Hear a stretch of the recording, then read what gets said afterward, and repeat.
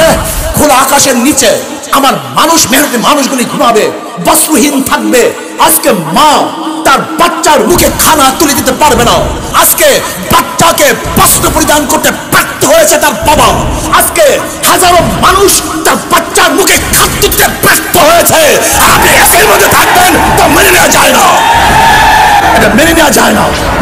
যে দেশের মানুষ এখনো বস্ত্রহীন চলছে, যে দেশের মানুষ এখনো চিকিৎসাবিহীন মারা যাচ্ছে, যে দেশের মানুষ আজকে ডাস্টবিনে কাক কুকুরের সাথে খাদ্যের জন্য লড়াই করছে, সেই দেশের টাকা দিয়ে ওখানে মূর্তি স্থাপন করা হলে বাংলাদেশের মানুষ মানতে পারে না, আমি সহ্য করতে পারি না। এদেশ কার বাবার দেশ নয়, এদেশ কার দাদার দেশ নয়। আমাদের টাকা দিয়ে মূর্তি স্থাপন করতে দেওয়া হবে না। আন্দোলন করবো, সংগ্রাম করবো, জিহাদ করবো, লড়াই করবো। ভাইয়ের আমার, কথাবার্তা ক্লিয়ার। যদি আপনি মূর্তি স্থাপন করতে চান, মূর্তি স্থাপনের জায়গা আছে, মন্দির, সেখানে মূর্তি স্থাপন করেন, 1000 মূর্তি স্থাপন করেন, কিন্তু বাংলাদেশের 90% মুসলমানদের ভূমিতে কোন মূর্তি চলবে না, চলতে হবে না। দিতে চাই না, যদি দেয়া শুরু করি বন্ধ করব না। রক্ত দিতে চাই না, দেয়া শুরু করলে রক্ত বন্ধ হয় না। মুসলমানের রক্ত কেউ বন্ধ করতে পারে নাই। আমরা সেই খালিদ বিন ওয়ালিদের উত্তরসূরি, আমরা আবু বকরের উত্তরসূরি, আমরা ওমরের উত্তরসূরি, আমরা আলীর উত্তরসূরি, আমরা বদর হাতিয়ার, আমরা খানদানের হাতিয়ার, আমরা উহুদের হাতিয়ার। আমরা জাগ্রত হলে আবু জাহেলকে গোটা দুনিয়া থেকে বিদায় না দেওয়া পর্যন্ত মাঠ ছাড়ার প্লেয়ার আমরা নই। মূর্তি স্থাপন করার চেষ্টা করেন, এমন ঢেউ দেওয়া হবে। এইটা তো মাত্র 1 নম্বর সিগন্যাল, 2 নম্বর বাকি হয়ে গেছে, 10 নম্বর বাকি, মহাবিপর্যয় কথা বাকি আছে। এমন টর্নেডো সৃষ্টি হবে, ভেঙে তছনছ হয়ে যাবে ইনশাআল্লাহ। টর্নেডো, মহাবিপদ সংকেত, মানুষের ঢেউয়ে মূর্তি সব বুড়িগঙ্গায় পড়ে যাবে, ওখানে মূর্তি থাকতে পারবে না। যারা দাম বাড়ান, যদি পেট্রোলের লিটার 1 লক্ষ টাকাও হয়, আপনাদের কোনো সমস্যা নেই, কারণ এই পরিমাণ চুরি করেছেন, ডাকাতি করেছেন, টাকার পাহাড় করেছেন। যদি তেলের 1 লিটার দাম 1 লক্ষ টাকাও হয়, আপনাদের সমস্যা নেই। কিন্তু আমার গরিব দুঃখী মেহনত মানুষের অবস্থাটা কি হবে? প্রথমে লুচ্চা এবং চামড়া ব্যবসায়ী, আজকে ওলামায়ে কেরামদেরকে ধর্ম ব্যবসায়ী বলে, তোর তো চামড়া ব্যবসায়ী, লুচ্চা কোথাকার, নাস্তিকের গোষ্ঠী, ধর্ম নিয়ে কথা বলো। 1000 মাদ্রাসার আমি লিস্টি করছি, সাহসটা বুঝেন আপনি?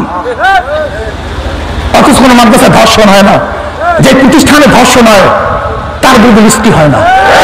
কোনো মাদ্রাসায় অস্ত্র পাওয়া যায় না, যে প্রতিষ্ঠানে অস্ত্র পাওয়া যায় তাদের বিরুদ্ধে লিস্টি হয় না।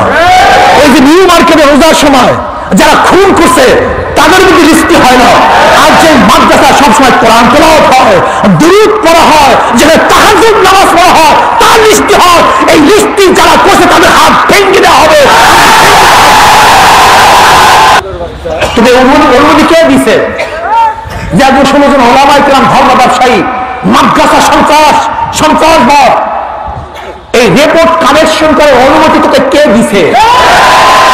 সময় আসুক বুঝবি রিপোর্ট কিভাবে দেওয়া হয়। সলিমুল্লাহ ইউনিভার্সিটি, এরা বাংলাদেশের 90% মুসলমানদের দেশে ইউনিভার্সিটি। এই ইউনিভার্সিটি গড়ছে মুসলমান, জায়গা মুসলমানদের, হিন্দুরা বাধা দিয়েছে। কাজী ইউনিভার্সিটিতে কোন ধর্মভিত্তিক সংগঠনকে কেউ যদি বাধা প্রদান করে, ওর আঙ্গুল ভেঙে হয়ে হবে, হাত ভেঙে হয়ে হবে, চক্ষু পুড়ে দেওয়া হবে ইনশাআল্লাহ। প্রিয় ভাইয়েরা আমার, আজকে ধর্ষণ বিরোধী আন্দোলন চলতেছে। এইভাবে ধর্ষণ বিরোধী আন্দোলন করলে হবে না।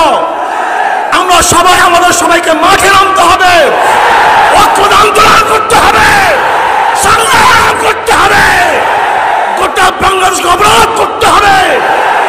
যদি আমরা অবরোধ করতে পারি, আন্দোলন করতে পারি, তাহলে ধর্ষণ মুক্ত একদম এই বাংলাদেশের জমিনের মধ্যে কোনো নাস্তিক রাখা হবে না ইনশাআল্লাহ।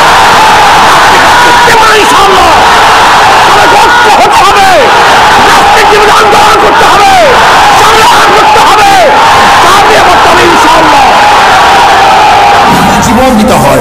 রক্ত দিতে হয়, সময় দিতে হয়, টাকা দিতে হয়। কে কে রাজি আছে? নারায়ে তাকবীর, নারায়ে তাকবীর। আমরা গম পাই না, অমুক পাই না, তমুক পাই না, কিচ্ছু দরকার নাই, কিন্তু মনের মধ্যে আমরা শান্তি পাই, যে শান্তি কোনোদিন প্রকাশ করা যাবে না। আমার ভাই, আমার বোন, আমার বাবা, আমার চাচা, আমার পাড়ার লোক বেঈমানদের আদর্শ বাস্তবায়ন করার জন্য চেষ্টা করছে, কিন্তু আব্বা রাসূলের আদর্শ বাস্তবায়ন করার জন্য জীবন দিয়েছি, রক্ত দিয়েছি। ইয়া নবী আল্লাহ, আমি ঐক্যবদ্ধ হবে, তার সংগ্রাম করবে, আন্দোলন করবে, অযোধ্যায় বাবরি মসজিদ থাকবে, স্থাপন করবে, তার জন্য লড়াই করে যদি জীবন দিতে হয় মুসলমান জীবন দেবে ইনশাআল্লাহ।